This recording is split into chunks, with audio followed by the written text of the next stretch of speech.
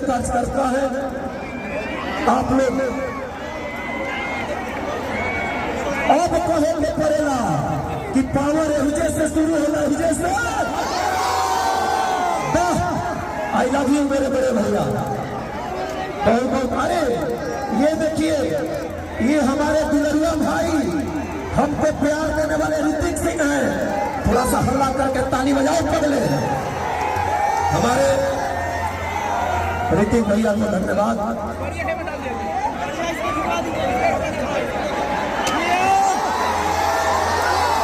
और एक बार मैं चाहूंगा, श्री पवन सिंह जिंदाबाद, श्री पवन सिंह जिंदाबाद, भोजपुरी संस्कृति जिंदाबाद, भोजपुरिया समाज जिंदाबाद, साथ की जनता जिंदाबाद।